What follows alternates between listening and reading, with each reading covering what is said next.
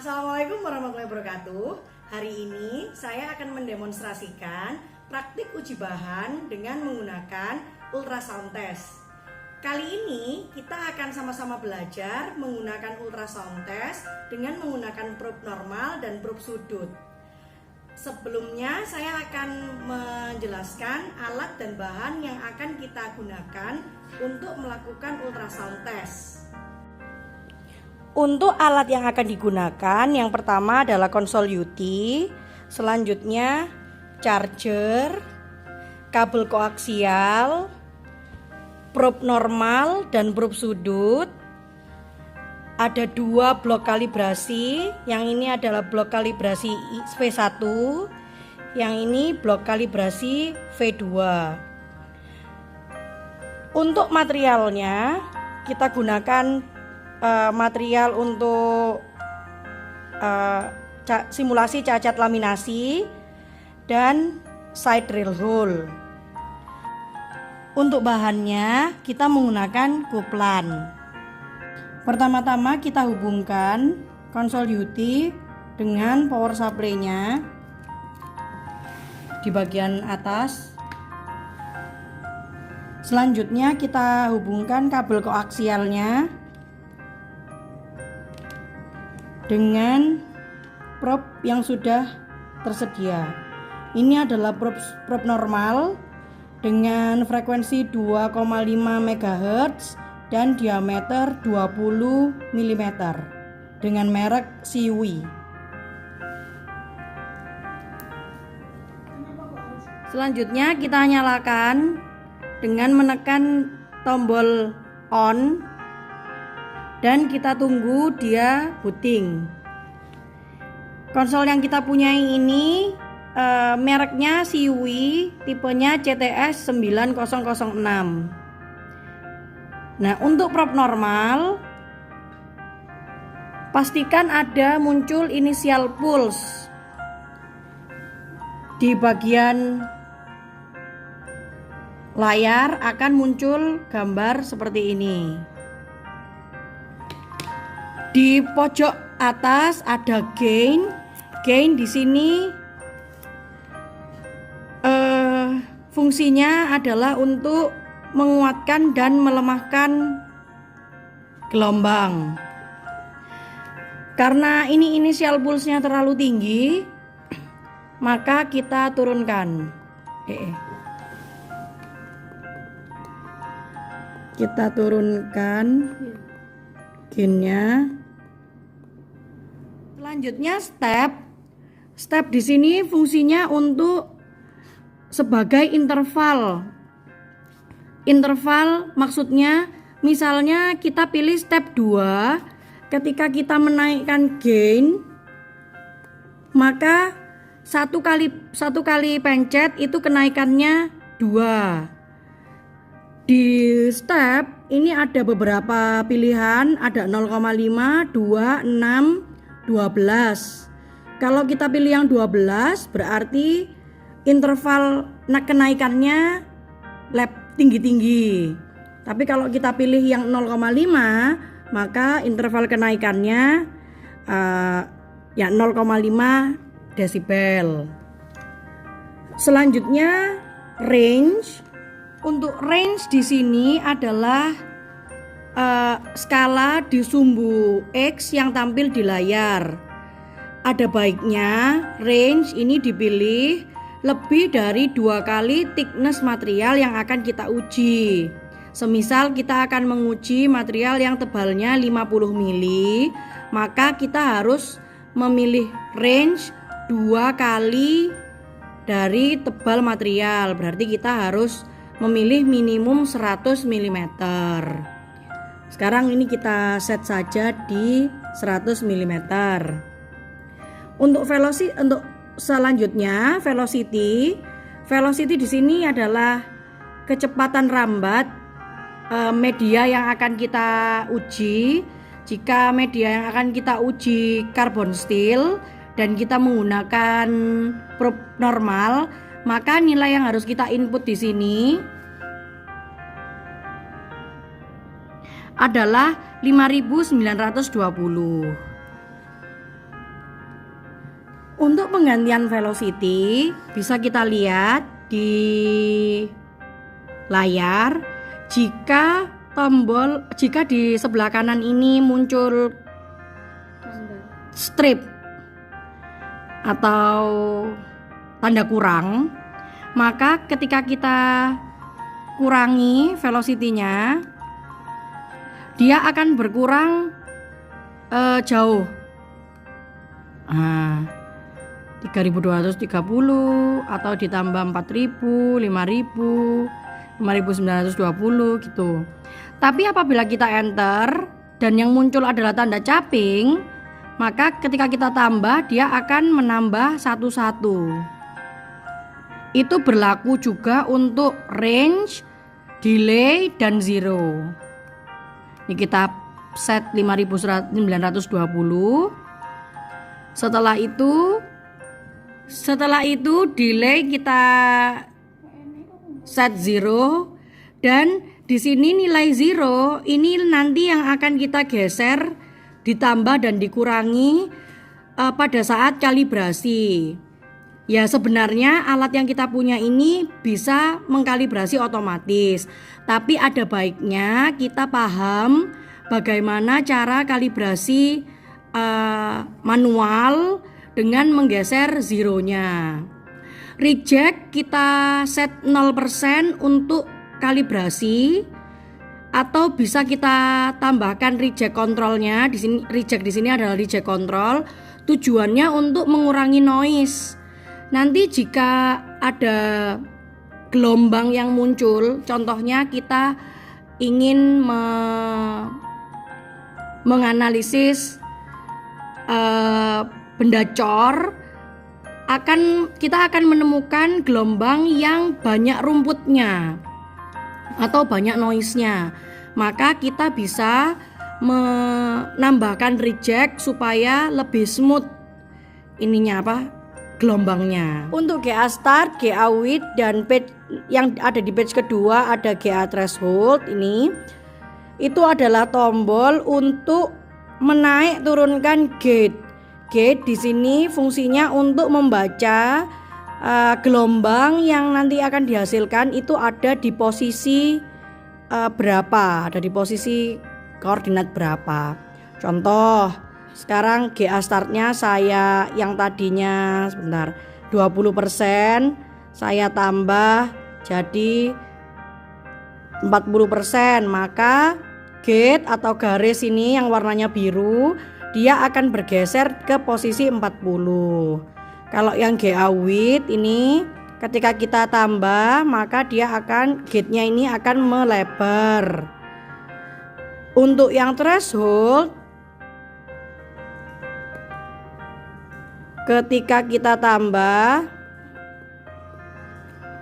dia akan naik, atau jika dikurangi dia akan turun gitu. Ini nanti disesuaikan dengan lebar dan tingginya puncak yang akan kita identifikasi, seperti itu. Selanjutnya yang lain kita punya gate itu ada dua.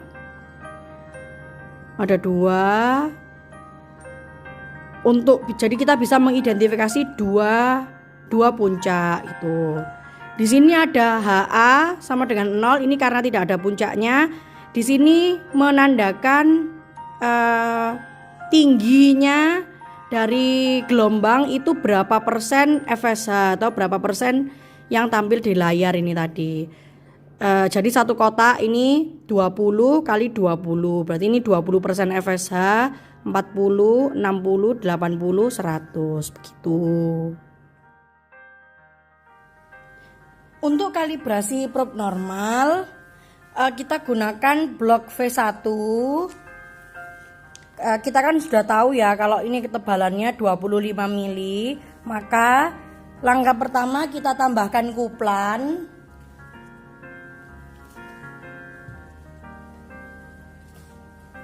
Kita tambahkan kuplan sedikit saja.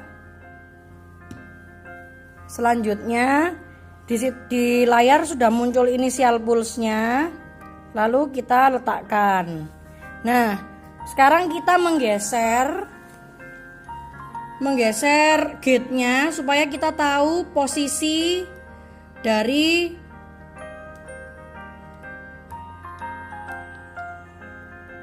back wall pertamanya ada di mana. Nah, kita potongkan gate-nya dengan puncak yang pertama. Di pojok kanan bawah ada panah, ada tulisan A dan panah miring ke panah ke bawah dan panah ke samping. Nah, yang kita perhatikan adalah yang panah di sini, ini adalah sound pad. Jadi di sini melambangkan berapa jarak gelombang itu berjalan sebelum menyentuh dasar dari material yang kita uji dan kembali lagi ke probe yang kita punya. Di sini muncul 24,81, berarti harus kita geser zeronya supaya di sini bernilai 25, karena kita tahu bahwa ketebalan dari blok V1 ini sebesar 25 mili. Kita geser ke kiri atau kita kurangi zeronya sampai nilai soundpadnya itu 25 atau mendekati. Kadang juga tidak muncul benar-benar angka 25, munculnya 24,99 atau bahkan 25,01. Kita usahakan sebaik mungkin supaya dia bisa berada di posisi 25,00. Kita geser-geser, kita geser lagi zeronya. Nah, itu sudah 25,01.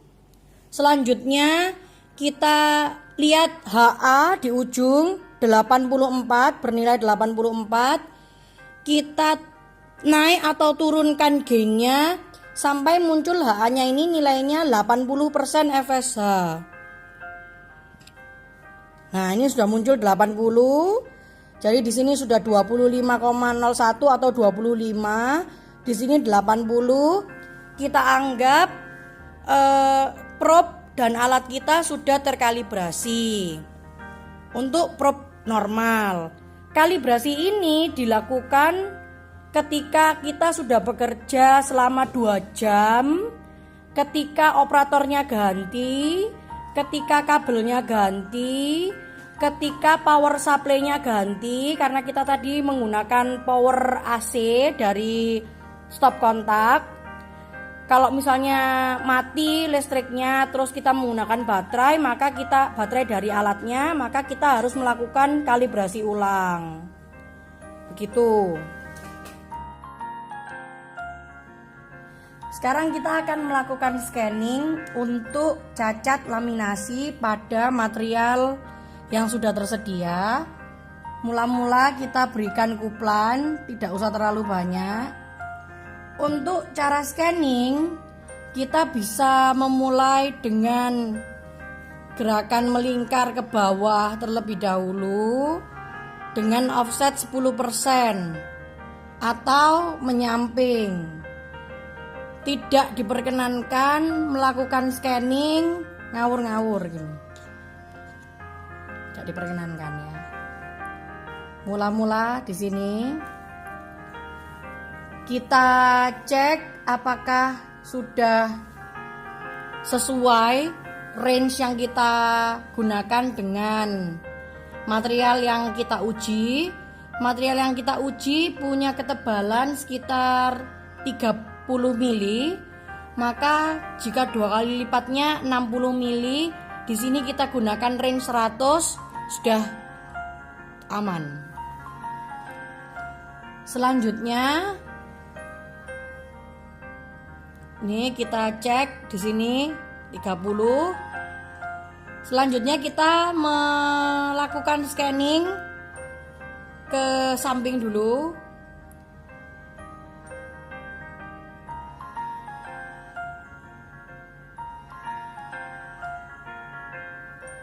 Jika dirasa perlu kuplan, ya ditambahkan kuplan supaya gerak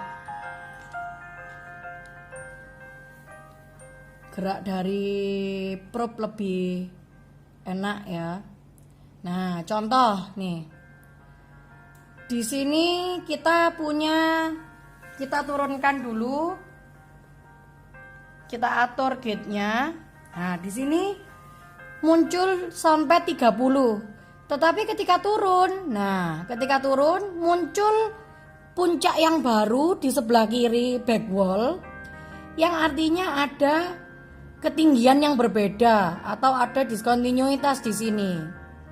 Nah, maka sesuai dengan metode ekualisasi, ujung dari diskontinuitas itu ditunjukkan oleh puncak yang sama, puncak baru dan puncak backwall dengan ketinggian yang sama. Metodenya namanya ekualisasi atau 6 dB drop. Nah, nih di sini. Karena posisinya di sini nih puncaknya sudah sama, maka kita tandai dengan menggunakan pensil.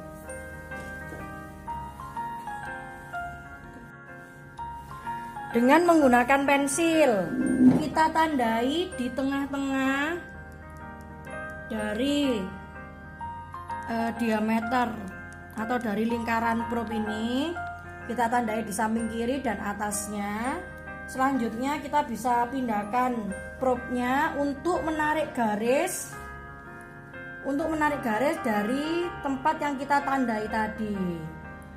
Kita beri titik.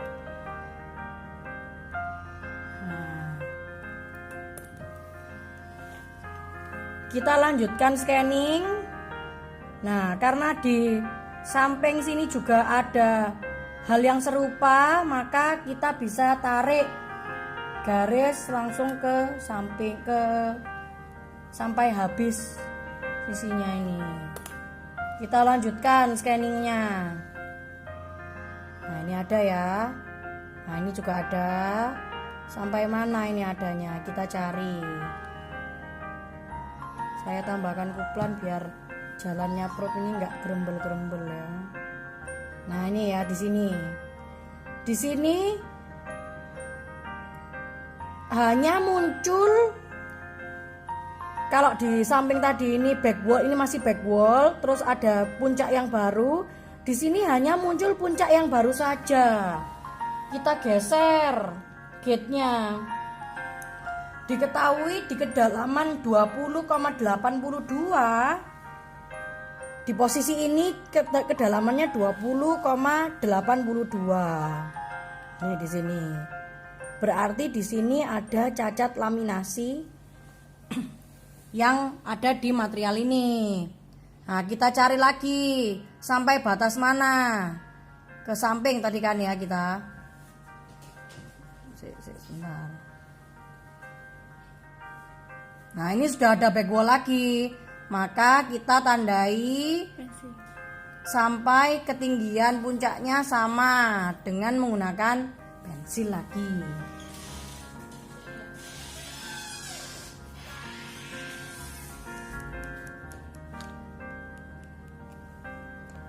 Kita tarik garis. Nah, tadi titiknya di sini saya tarik garis, terus ini tadi di sini saya tarik garis juga. Ini kalau di bagian yang kita tandai tadi muncul kedalaman 20,70 atau 82 tadi kita bilang. Kalau di tempat yang lain, nah ini muncul back wall-nya yang 30 tadi. Nah, ini di tengah-tengahnya, ya kan? Di tengah-tengahnya muncul puncak yang sama. Berarti ini memang batas dari diskontinuitasnya. Terus kita cari batas yang di bawahnya. Ini ya, sampai sini. Nah ini kan kita cari lah di sebelah sini, kita tandai.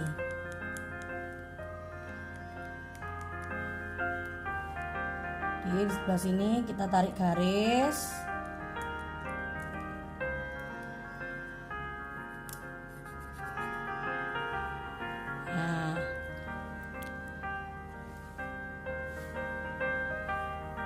Kita tarik garis di sini ketemu titiknya, maka ini kita bisa sambungkan, kita bisa perkirakan bentuk diskontinuitasnya seperti ini. Sebelum kita yakin, kita harus cek dulu. Ini kan kita sudah perkirakan bentuknya seperti ini, persegi panjang.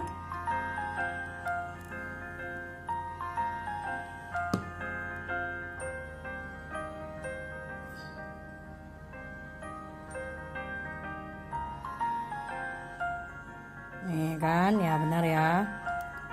Batasnya kalau yang sebelah sini, ya benar batasnya, sebelah sana.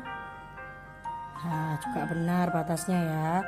Berarti kita bisa simpulkan bahwa terdapat diskontinuitas cacat laminasi di bagian ini dengan bentuk seperti ini, dengan kedalaman 20,87. Nah, ini kedalaman spesimennya.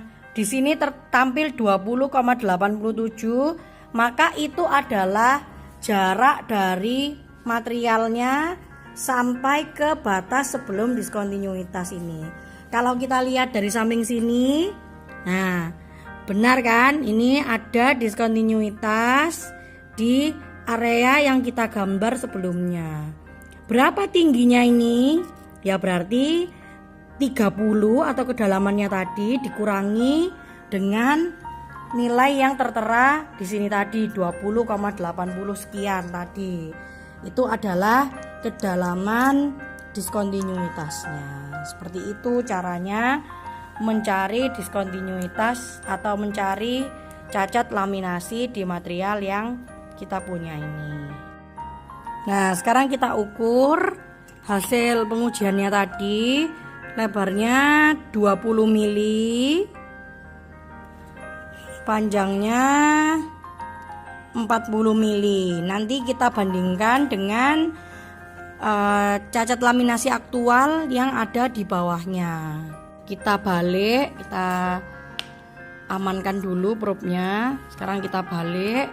Nah, ini karena ini dibentuk dengan freeze, boleh Anda nanti pada saat pelaporan yang ditulis di job sheet itu boleh Anda bentuk radiusnya ataupun bentuk persegi panjang juga boleh.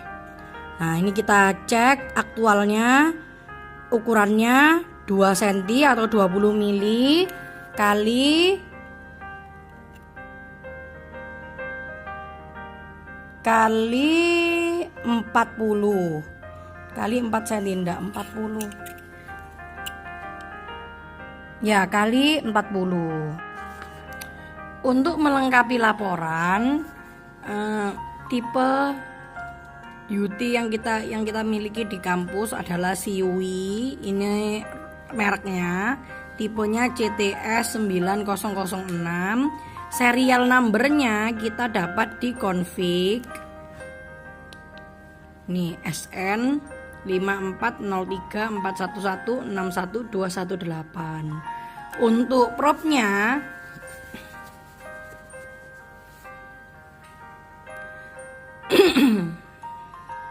nah, untuk propnya yang normal dan prop sudut sama-sama merek Siwi. Serial numbernya yang ada di bawah itu untuk yang prop normal 11605160. Untuk yang prop sudut 01306450. Di sini prop sudutnya frekuensinya 4 MHz, ukurannya 8 x 9 mili 60L ini artinya 60 derajat. Jadi yang kita gunakan adalah probe 60 derajat ini. Untuk memulai kalibrasi probe sudut, jangan lupa velocity-nya diganti 3230 untuk carbon steel untuk probe sudut. Lalu range-nya diperbesar jadi 250 mili karena kita akan mengidentifikasi di ketebalan blok V1 dengan ketebalan 100 mm. Pertama-tama yang akan kita lakukan adalah mencari exit point dari probe sudut yang kita punya. Pertama-tama kita akan tentukan exit point-nya dulu. Jadi kalau Anda bisa lihat di sini. Nah, di sini ada garis-garis. Nah, ini skala atau angka-angka yang nanti akan kita baca pada saat penentuan exit point dari probe yang kita punya ini.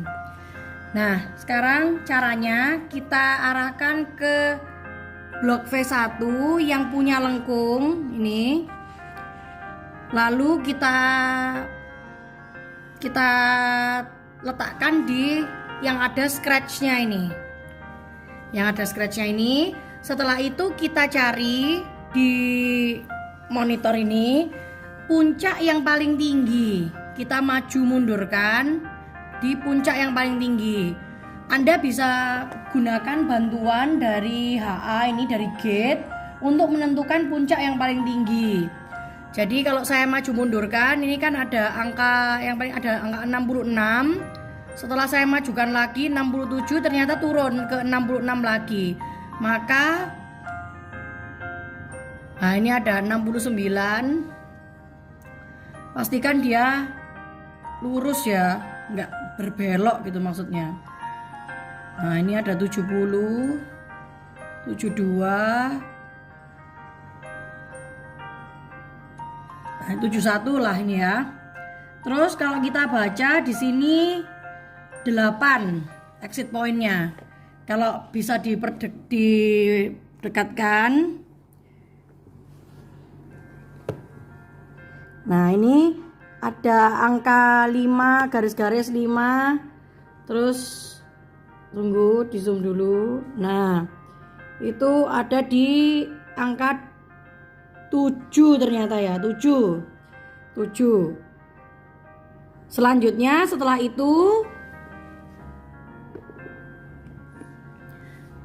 itu kita di sini juga ada angka-angka derajat-derajat.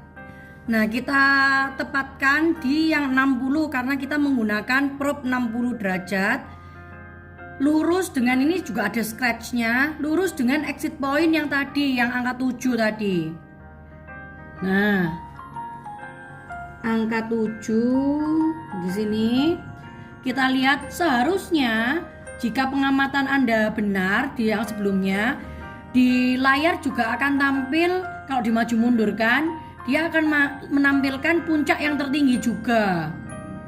Jangan lupa tadi angka 7-nya itu dicatat, exit point-nya tadi dicatat.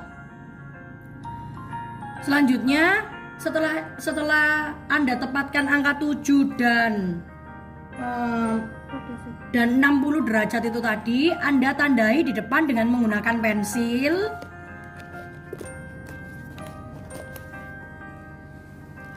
Nih Anda tandai dengan menggunakan pensil untuk mengukur dari ujung blok V1 ke ujung depan dari probe. Nah sekarang kita ukur, ketemu angka 149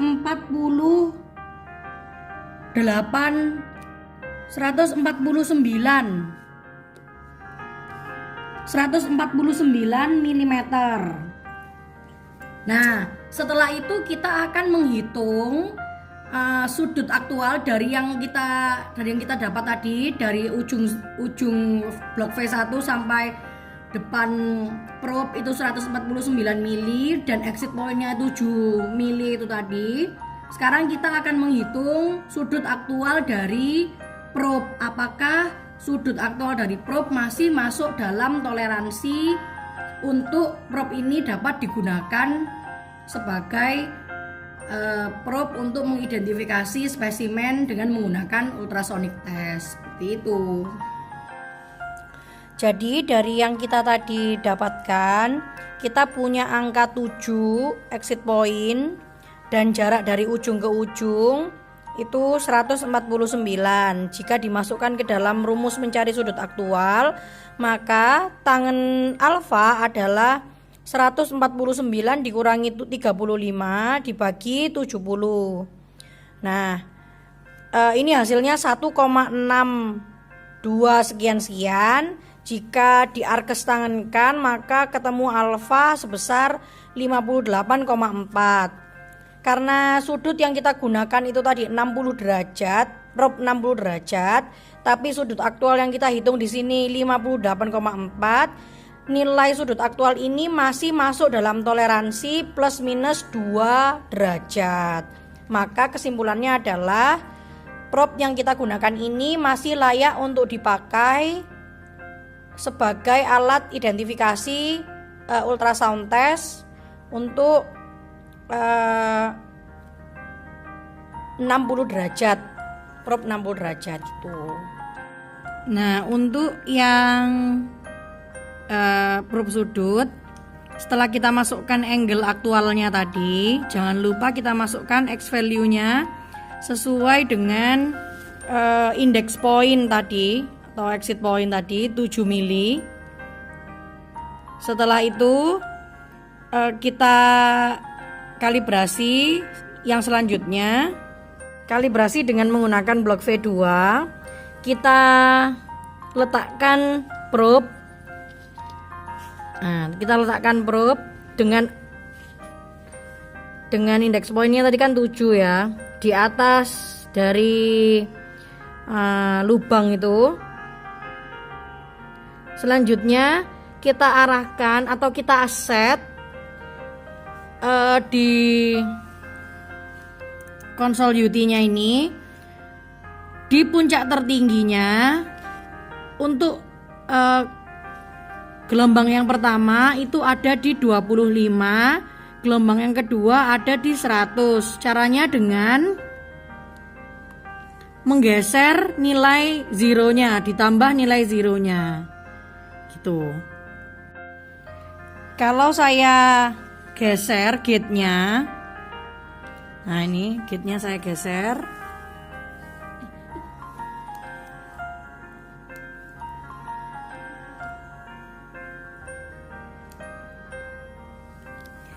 kita cek gelombang pertamanya yang tertinggi, yang puncak tertingginya. Nah, itu ada di posisi 25. Jadi tinggal digeser-geser aja. Nah, nanti kita cek juga untuk yang gelombang yang kedua, apakah benar ada di posisi 100. Ya, kira-kira 99 ini, hampir 100. Kalau belum 100 ya nanti kita zeronya kita geser lagi. Di sini 25,1. Di situ tadi kita geser coba ininya, zeronya.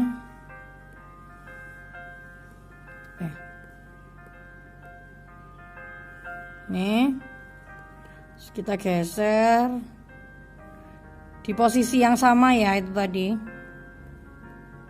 Nah, sekitar 100 ya. Berarti probe yang kita punya ini tadi sudah terkalibrasi dan siap untuk digunakan untuk pengecekan diskontinuitas dengan menggunakan probe sudut. Selanjutnya kita akan melakukan scanning dengan menggunakan probe sudut yang sudah terkalibrasi itu tadi. Jangan lupa kita tambahkan kuplan supaya gerak probe menjadi lebih lancar.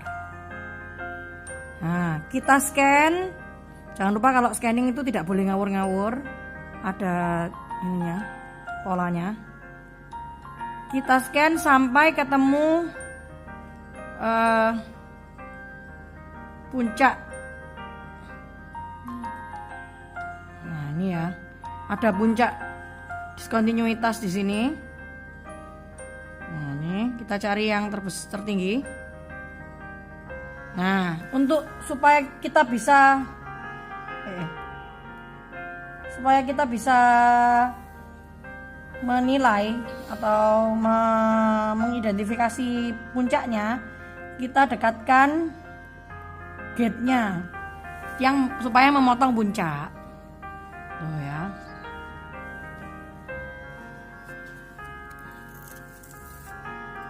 Nah, mana tadi?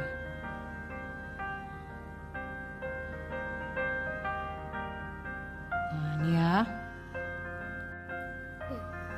Nah, ini kita cari di puncak tertingginya.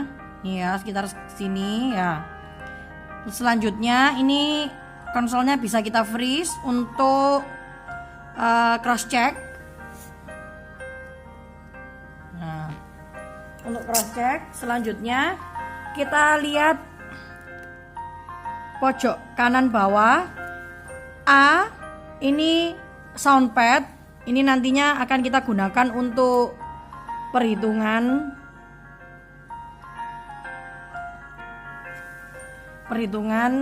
apakah diskontinuitas ini diterima atau ditolak.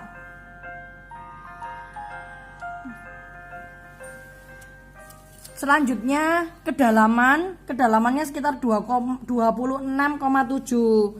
mili. Kita cek.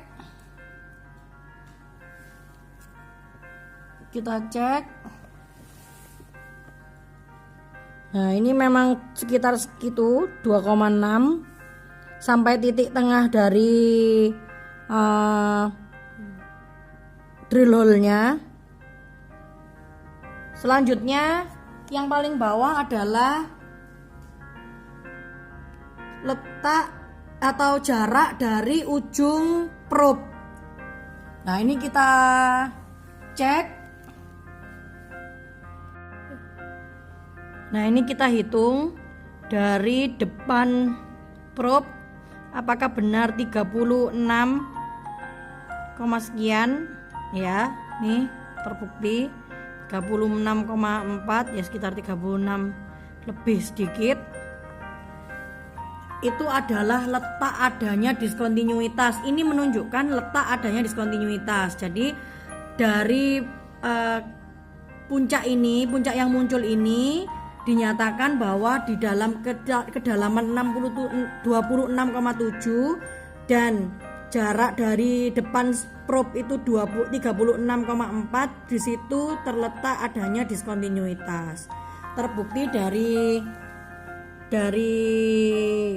diskontinuitas yang ada di sini, setelah diukur letaknya kira-kira ukurannya sama seperti yang ada di konsol alat UT, seperti itu.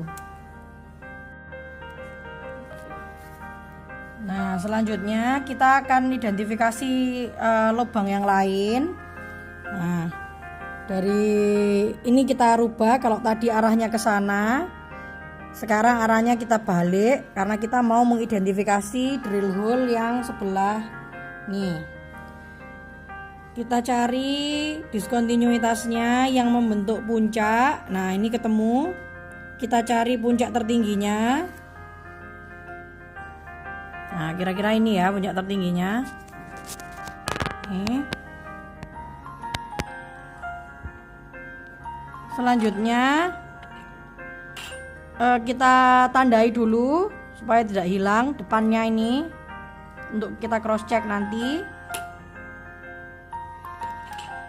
Selanjutnya bisa kita freeze untuk cross check.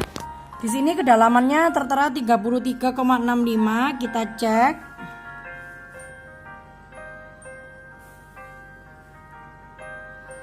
Nih, ketinggiannya sekitar 34.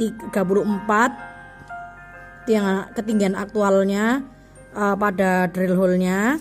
Terus jarak dari diskontinuitas itu yang membentuk puncak ini, jarak dari ujung probe itu 47,69. Kita cek.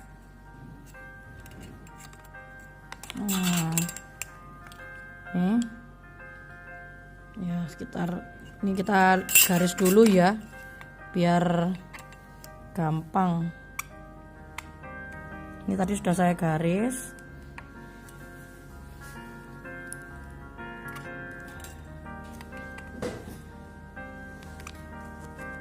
Nah, supaya pembuktian dari sini. Nah ini ya, sampai di ujung ininya sekitar 47 lebih. Nah, berarti sesuai dengan yang tertera di konsol UT seperti itu. Setelah semuanya selesai, Anda bisa mematikan konsol UT dengan menekan tombol on off seperti Anda menyalakan tadi. Tekan agak lama sampai dia shutting down. Selanjutnya Anda bisa melepas power supply-nya atau ini kabel koaksialnya. Ingat, untuk melepas kabel koaksialnya jangan ditarik kabelnya, tapi ditarik ininya, aluminiumnya ini, terus diputar-putar gini. Tuh. Karena biasanya banyak mahasiswa yang menarik kabelnya sehingga kabel koaksialnya ini rusak seperti itu. Nih, lalu clean up dan dikembalikan ke lab. Bagaimana? Sudah cukup jelas? Terima kasih sudah menonton video ini. Jika ada yang kurang jelas, silakan didiskusikan dengan dosen pengampu supaya Anda lebih memahami praktek uji bahan dengan menggunakan ultrasound test. Terima kasih.